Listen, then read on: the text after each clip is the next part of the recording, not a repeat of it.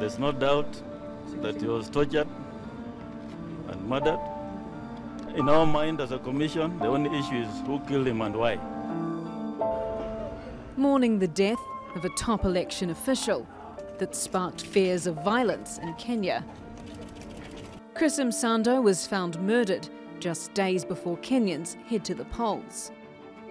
He was in charge of overseeing the electronic voting and tallying system, a system the Independent Electoral and Boundaries Commission, or IEBC, says will ensure a credible election, but one that the opposition says could be used to rig the polls. Local media reported that Msando had received death threats before going missing last week. I demand from the government that they provide security for all employees of IEBC for us to give Kenyans a free and fair election. This election sees long-time political foes, incumbent Uhuru Kenyatta and Raila Odinga, once again facing off. Both men have accused the other of underhand tactics in campaigning, with Kenyatta saying Odinga is trying to incite violence, and Odinga accusing Kenyatta of planning to rig the results. Msando's death has raised fears that trust in the IEBC process may be put at risk, and that Kenya could see history repeating itself.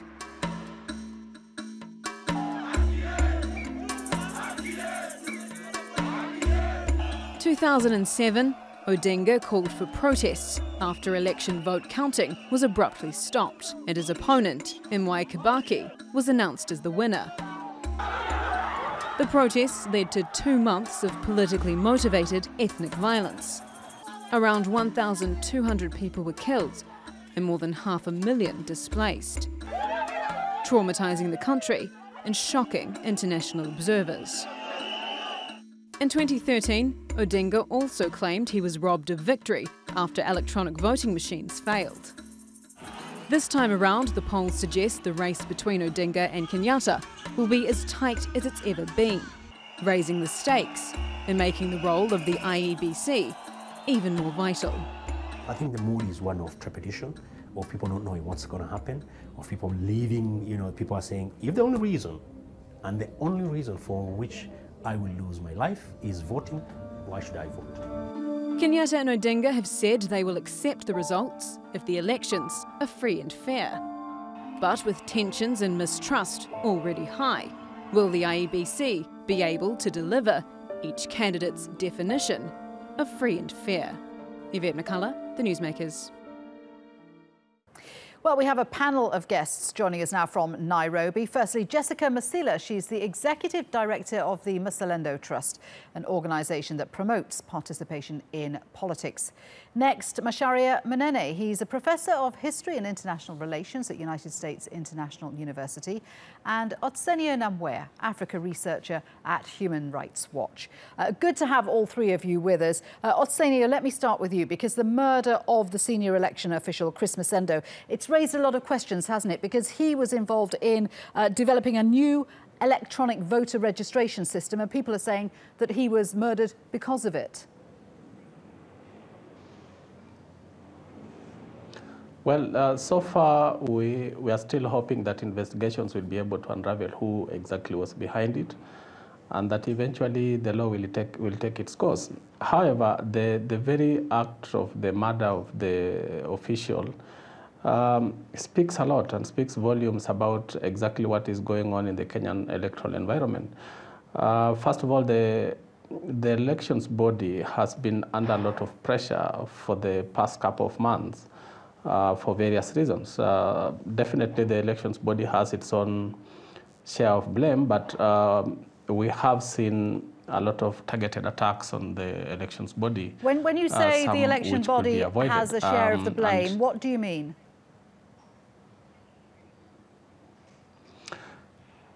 I think there have been moments when it could have communicated differently. So there have been some moments when the kind of communications that has come out of the commission has contributed to the attacks that it has faced over the couple of months that have passed. But that does not actually justify some of the attacks that we have seen against the commission of late, including the murder. The murder itself, even before we know what exactly transpired, is worrying because it is targeting a very senior official, not just a senior official, but an official who holds crucial information about the running of the election and the electronic transmission system of the results. And the issue of transmission of results in Kenya is a very sensitive issue, given that in 2013, that was the bone of contention. There were allegations that actually certain parties infiltrated the commission's system and managed to manipulate the results to the advantage of others. Let me put that to our area, and the murder of that official. Let me put this to our other guest, Macharia. This is a huge issue. First of all, the kind of technology that's being used to count votes and transmit results. Secondly, the position of the election board and the fact that there have been allegations of vote tampering in the past. How much is this undermining public confidence in the upcoming election? Well, the attack on the IBC has been right from the beginning. There are people who are bent on discrediting institutions right from the beginning. The evidence is not the issue. It's the attempt to undermine the institutions so as to create an environment in which there can be electoral confusion. So it is not so much that the IBC has weaknesses, and it does have weaknesses.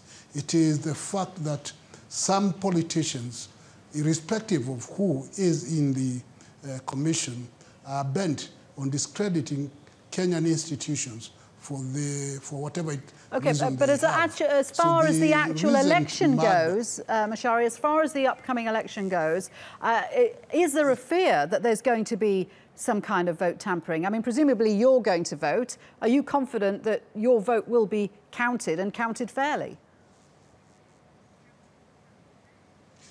Yes, I have a lot of faith in the IBC, and the Constitution mandates it to be the one to run the election.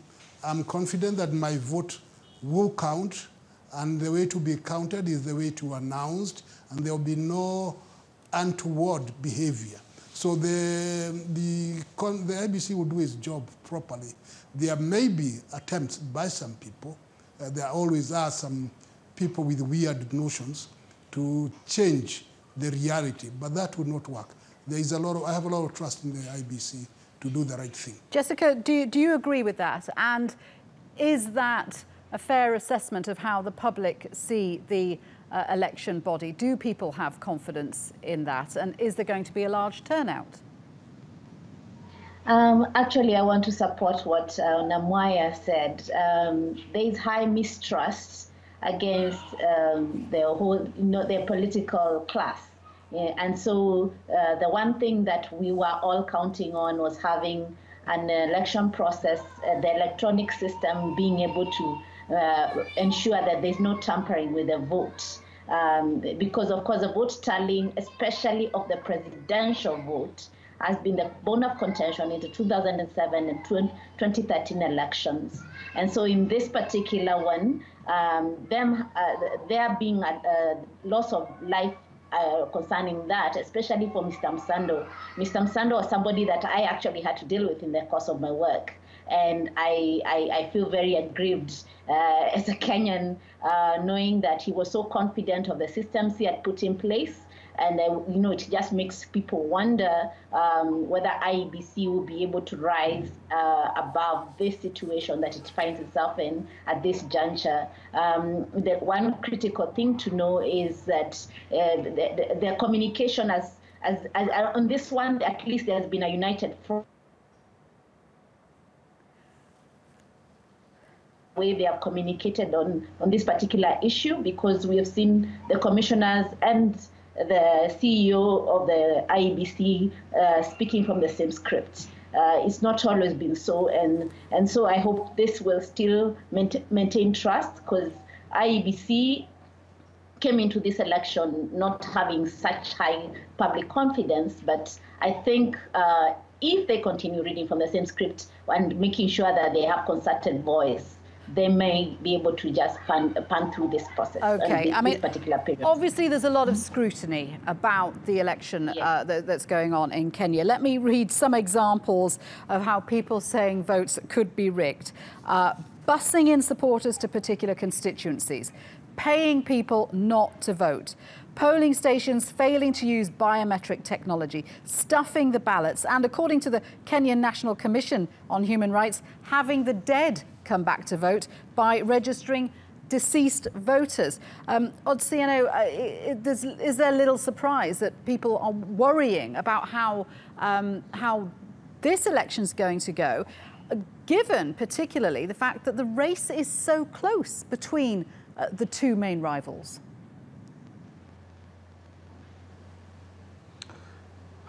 What I can say is that all those concerns are based on the history of Kenyan elections for the last 20 or so years. Kenyan elections have been, there have been a lot of questions around how the Kenyan elections are managed. And because of concerns about how the elections are managed, Kenyan elections have always not turned out very well. Like in 2007, which everybody remembers, it turned violent, and part of that violence were perceptions, was caused by perceptions that the election was rigged. And the reason why people are raising all these issues, ballot stuffing, manipulation of the system, these are experiences people have had in the past, and they have seen it happen, and they're just trying to watch out to ensure that this does not happen. Because in the end, what people are concerned about is no matter who wins, the process needs to be free and fair. Absolutely. And let's talk about some of the factors that could lead to violence. For example, when the result comes out. Now, Kenyatta's camp has said that they will accept the results if they consider the vote to be free and fair, which is a pretty big caveat. Mashiara, what does that mean? If supporters don't believe that the election was fair, there could be violence? Well, there may be some people preparing for violence. Just as it was in 2007, there were people who spent a lot of time preparing to disrupt the election if they don't win. And the violence started long before the election anyway. So there could be that. Now that caveat of the candidates say that they will accept only if they consider it to be this or that, I think it's not a very encouraging thing. We have had it before, because it removes the power, the ability to run the elections properly from the IEBC, which is the only organ which is mandated to declare who the winner is. Now, once the referee has blown the whistle, it is not for the player to say that you should not have blown the whistle that way or that way. And there are mechanisms for appeal and rectification of perceived wrong.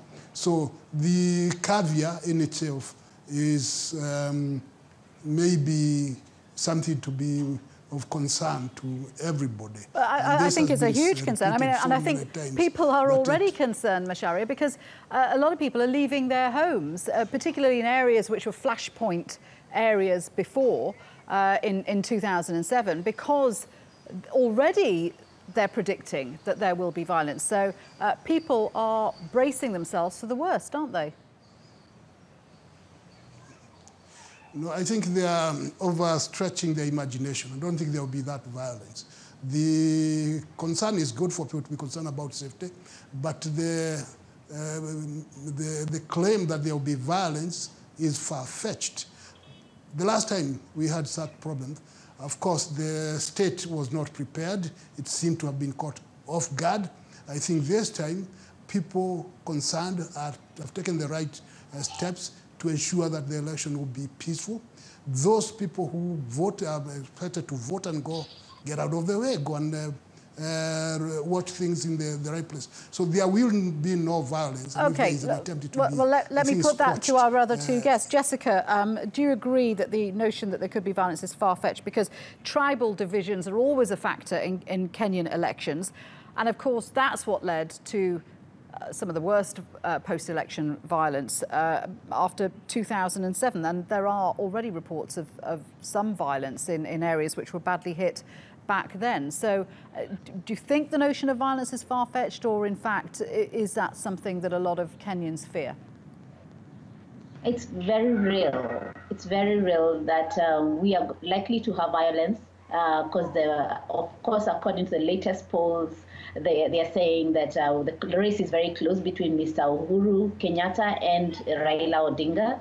And of course, you know, as the tally starts coming in and people see maybe one of them is breaking or is moving ahead, it's likely that in the areas where if the people in an area are very pro the government or pro the opposition, you may find the people who are against the government may be feeling insecure or attacking the ones who they consider pro-government and that kind of thing. I know today I've had real conversations with people about stocking up of supplies. I know I've seen people sharing on social media how they are going to the different shopping areas to just make sure that they have enough dry foods in their houses. I've seen, I have on good authority some information that people in the slum areas are already starting, actually they started moving about a month ago, moving their essential goods, thinking just so that in case their houses are attacked, they do not feel vulnerable. That is astonishing to hear, that people are going to those lengths because they are so worried about violence, Jessica. Why is it not the fact that political leaders are doing more to calm these tribal divisions, or do they just leave them because that's their political power base and so they actually want those divisions to continue?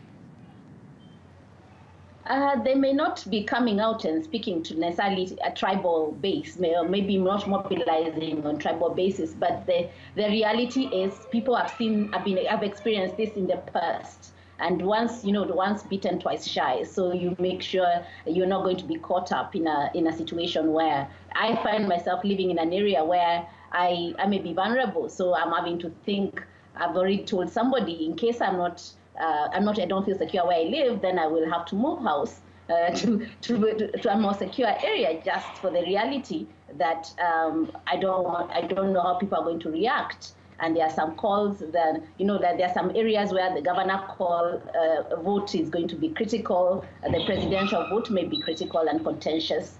And so those particular ones may cause people. So we have to be alive to the reality that violence is likely. Well, we certainly all hope that there will be peaceful elections in Kenya. Thank you very much indeed to all my three guests there, Jessica Masila, Macharia Manene and Otsieno Namwea.